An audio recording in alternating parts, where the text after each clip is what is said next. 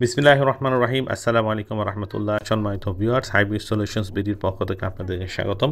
Honda grace 2015 মডেলের hybrid গাড়ির যে সমস্যা, গাড়ির সামনে দুইটা চাকা লক হয়ে গেছে, অর্থাৎ জ্যাম হয়ে আছে।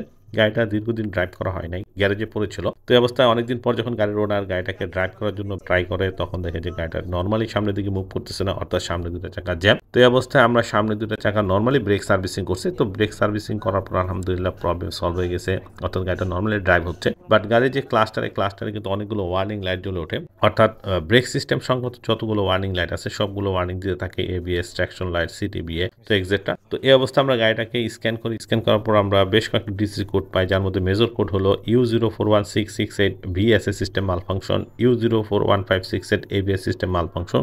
এছাড়া আমরা হুইল স্পিড সেন্সর অর্থাৎ এবিএস সেন্সরেরও প্রবলেম পাই। এই অবস্থায় যখন আমরা এই কোডগুলোকে ইরেজ করার জন্য নর্মালি ট্রাই করি, বাট কোডগুলো কিন্তু ইরেজ হয় না। সবগুলো কোড চলে গেলেও দেখা যাচ্ছে আমাদের মেজর যে কোড ভিএসএ সিস্টেম এবং এবিএস সিস্টেমের মাল ফাংশনগুলো কিন্তু থেকেই যায়। তো আমরা আবারও ট্রাই করতেছি এই কোডগুলো ইরেজ করার জন্য। তো সবগুলো কোডই কিন্তু আল্লাহর রহমতে চলে যায়, বাট এখানে কিন্তু দুইটা অর্থাৎ ইলেকট্রনিক সার্ভো সিস্টেমের যে প্রবলেমগুলো, এটা কিন্তু যাচ্ছে না। অর্থাৎ এখানে ইসিউর সাথে ব্রেক সিস্টেমের কমিউনিকেশন এরর লক্ষণীয়। তো আমরা সবকিছু যাচাই বাছাই করার পর যেই জিনিসটা পেলাম সেটা হলো ভিএসএ বা এবিএস যে মডুলেটর আছে, এই মডুলেটরটা খারাপ হয়ে গেছে, যেটা আমাদের রিপ্লেস করতে হবে। তো এটা রিপেয়ার করলেও করা যায়, বাট রিপেয়ার খুব একটা টেকসই হয় না, বাট খরচটা অনেক বেশি হয়। সো আমরা 100% রিকন্ডিশন ফ্রেশ দেখে একটি এবিএস মডেল দ্বারা রিপ্লেস করে দেবো ইনশাল্লাহ। এবং পাশাপাশি যেহেতু হুইল স্পিড সেন্সর বা এবিএস সেন্সরটা খারাপ, তো এই সেন্সরগুলোও আমরা রিপ্লেস করে দেবো। তো আশা করি এই দুইটা রিপ্লেস করে দেওয়ার পরে আল্লাহর রহমতে প্রবলেমগুলো সলভ হয়ে যাবে। তো আজকে এই পর্যন্তই। সামনে নতুন কোনো ভিডিও নিয়ে আপনাদের সামনে হাজির হবো, সেই কামনায় শেষ করতেছি।